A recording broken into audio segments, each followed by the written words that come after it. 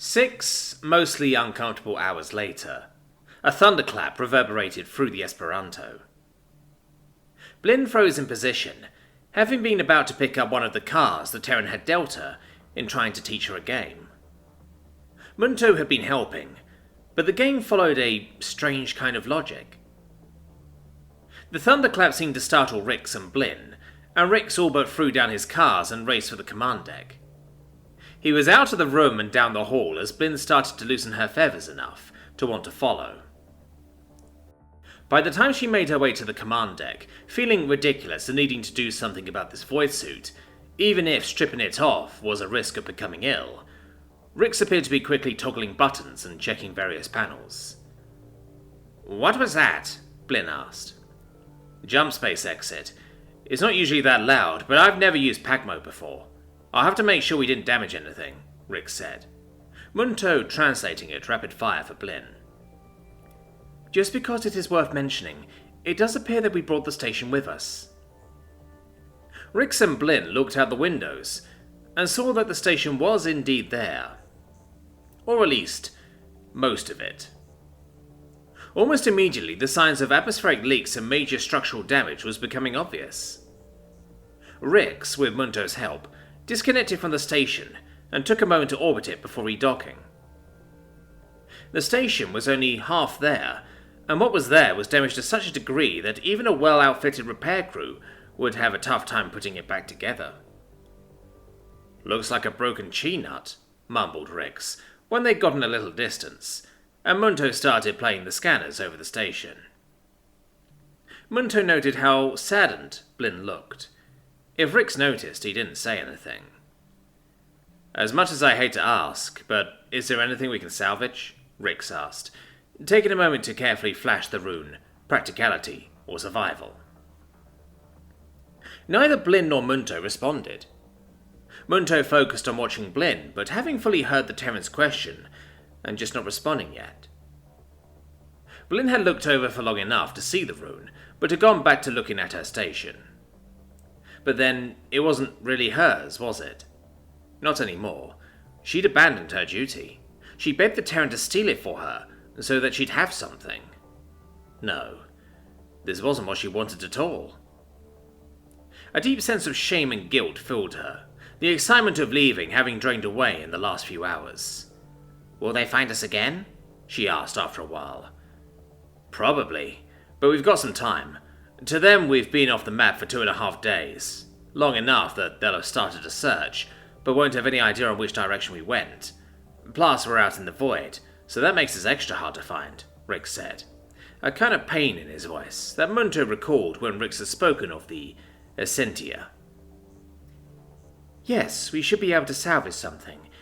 If we're able to salvage some of the right equipment, we might be able to make it so that Blinn can get out of that void suit."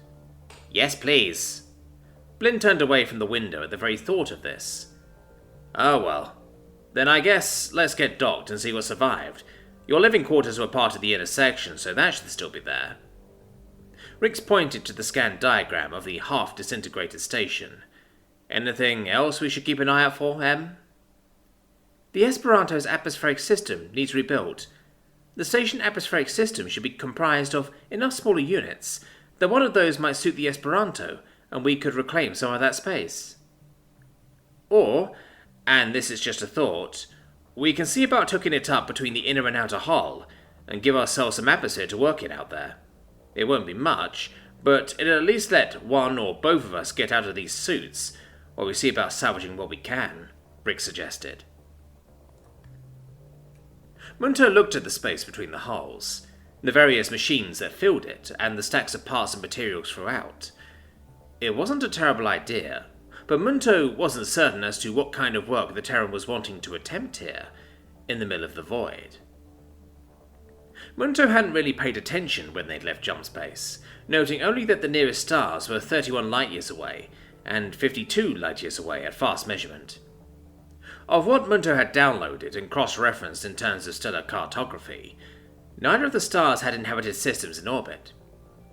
This was not an unexpected occurrence, but it definitely took Munto a few moments to get their bearings.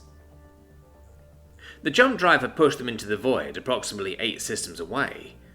Munto needed to know something, though. How did you make the calculation for our jump without the additional coordinates? Truth be told, I spun the dial and checked that it wasn't going to drop us in the middle of a system and ran with it. But that was before we went into pack mode, so I had no idea it was going to drop us here, Rick said. That seems unwisely risky to have not recalculated prior to our jump. Given what the jump did to the station, do you really want to risk it possibly destroying one of your fellow Tassets? Rick seemed almost amused, but flashed a rune of serious query. Of course not. Then, there you go. Where were we supposed to have ended up? Blinn asked. If I hadn't asked you to bring my station. Munto took a rough guess, based on the direction of their jump and the duration, expanded it for the semi-log distance calculation that seemed to best fit the jump drive's travel distance by time, refined with the second jump now, and mapped it to a screen in the command deck. I believe we would have exited some 0.5 light years from GSR 42185, an uninhabited system but one that is claimed by the Trukvi. I've heard stories about them, never met one though, Blinn said, looking at the map and seeming to realize just how far they'd come in such a short time. Is that the secret Archaeotech? The FTL drive? Archaeotech to you, hyper-advanced for the people of my time, Rick said, smiling, still careful to keep his teeth hidden. Blinn wanted to retort, but some part of her wanted to hold back. It wasn't the Terran part that was making her hold back, and it wasn't that she was effectively at his mercy on this ship. She thought for a long moment about it.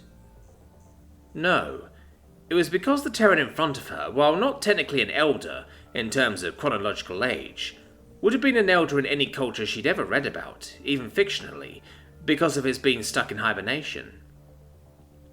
Any being of elder status was one who had wisdom of their times, whether they were elders of their own species or comparatively elders in others, the lifespans of some species being that of mere years, to the decades of some species, to even the centuries that most Tassets were rumoured to live.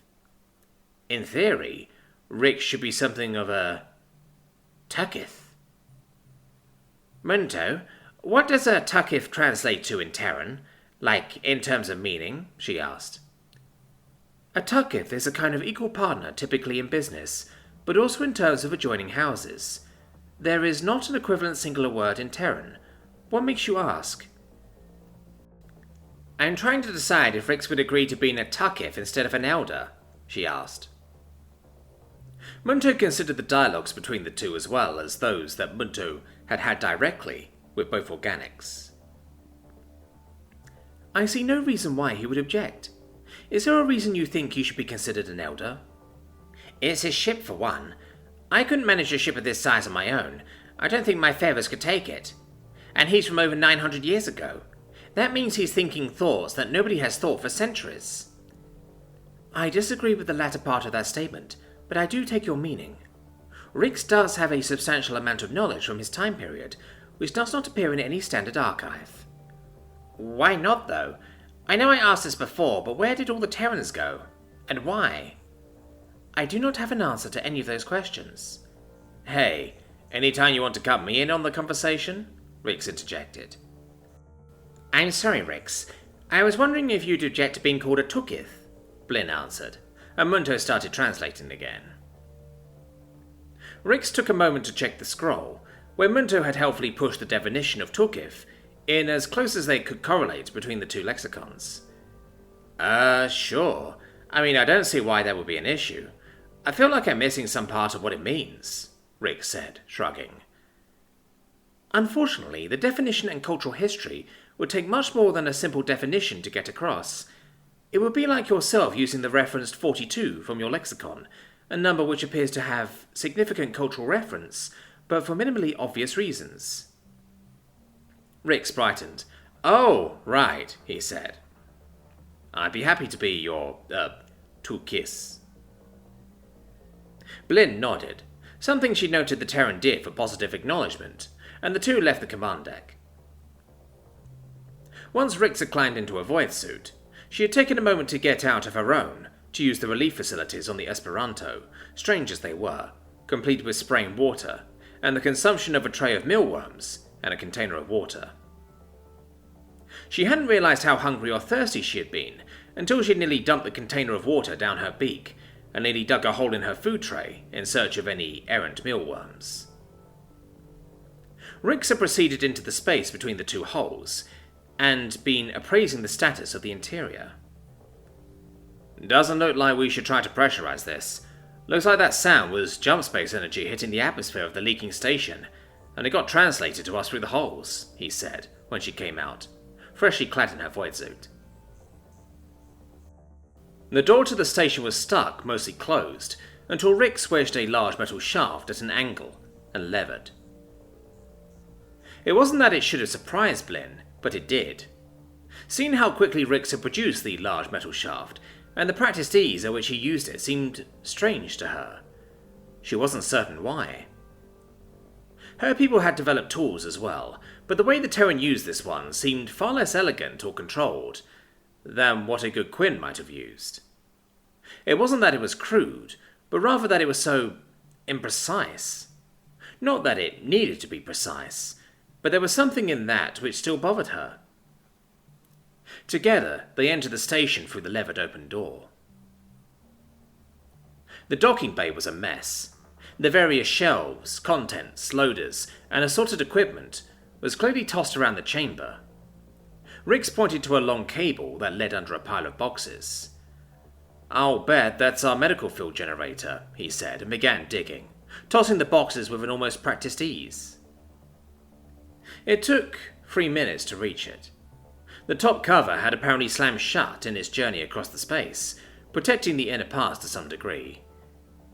"I doubt it will work. Those are notoriously sensitive," Blinn said. "Won't know until we try. How about you go see if you can get into your quarters to get some more of your gear," Rix suggested. Blinn nodded again, and before she could turn to go, Rix reached out and touched her void suit-clad wing. "Hey, be careful, partner." She nodded again, and began a somewhat stiff walk towards her quarters, having to take various detours over and around various equipment that had broken loose, panels which had caved inward or outward, and even support beams which seemed to have carved the space in half. She reached the space where her life had been centered around for so long. There wasn't much there left unruffled. The nest was such a mess, the leaves having already started fracturing. And yet, inasmuch as she had wanted to come back to get something, anything now that she was standing here, she couldn't remember why. Her life as a houseless was unremarkable, and while she needed a few hygiene items, which she would take, there was very little that she actually wanted to try and take with. The more she thought about it, the Rix beliefs had probably been of most interest to her. Not the images of her former life or adventures. Not the stories of Quinn soaring on distant worlds. Not even the small collection of painted feathers that she'd accumulated.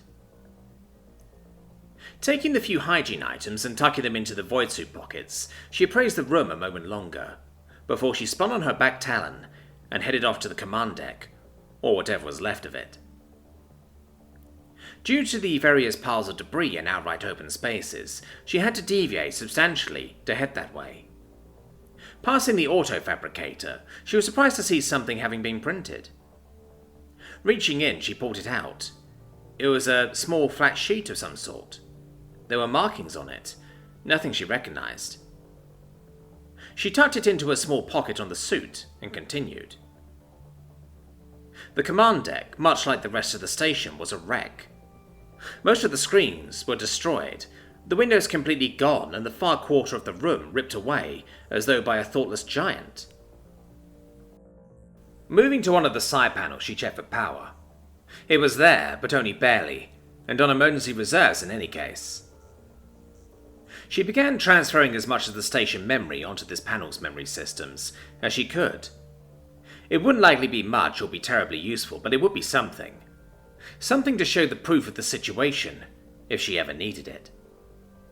It sadly also included all of her communications over the last 18 months, which wasn't much other than official duties, but it was still proof. Finishing, she pulled the memory cores and tucked them into the void suit pockets. She took another look around the broken command deck. This had been where she had been, where her duty had been, her now abandoned duty. Serving aboard a modified Terran station. She'd asked about that during the card games, but Rix had been oddly silent about it, and Munto hadn't provided any particular explanation. All that Rix had confirmed is that it was a Terran station of the outbox variety. Blinn suspected that it was something to do with the colony that Rix was looking for, and that Munto didn't actually know anything, but had let the matter drop, choosing to discuss her former house, as well as explain the concept of houseless to Rix.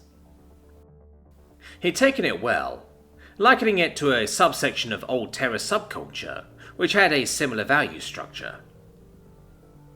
The stories that Rix had of old Terra seemed like strange half-remembered fantasies, but they seemed to make him happy, so Blinn was happy to listen to his tellings.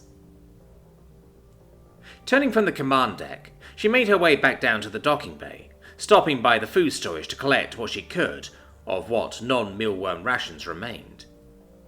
The failing power meant that the stasis fields had died, and so the mealworms had died in the vacuum. She hoped what was left over would still be edible.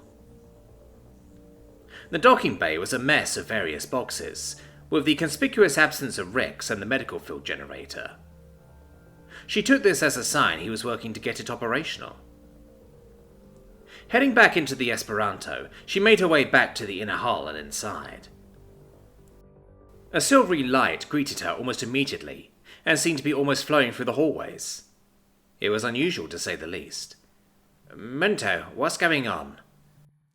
"Welcome back. I have been adjusting the settings on the medical field generator. One of the settings is a dynamic area of effect. Using the floor plan of the Esperanto, I've been focused on adjusting it to allow for a maximum of areas affected by it, so that you will have sufficient access throughout the vessel." "It still works?" She was a bit incredulous. "Yes. Not as efficiently with the Esperanto's power, but yes, it works." "Fantastic," she said, and pulled at the suit, taking only a moment to set down the stack of rations. She started opening the pockets to retrieve the memory cores, and the strange printed item fell out onto her feathers. "Munto, I found something in the printer. Did you print anything with writing on it?" she asked. "I do not believe so, but it is not impossible. What was it that you found?" came the mechanical voice of Munto. "It's like an old kind of book page from when Quinn was still just one planet, but I can't read it." Munto's walking frame trundled up the corridor and turned to look at her, holding out his manipulators. She held it out, and the walking frame took it. Munto felt a kind of shock run through their system in seeing it. System Terran message. He is not the last. 0451G 001 042D.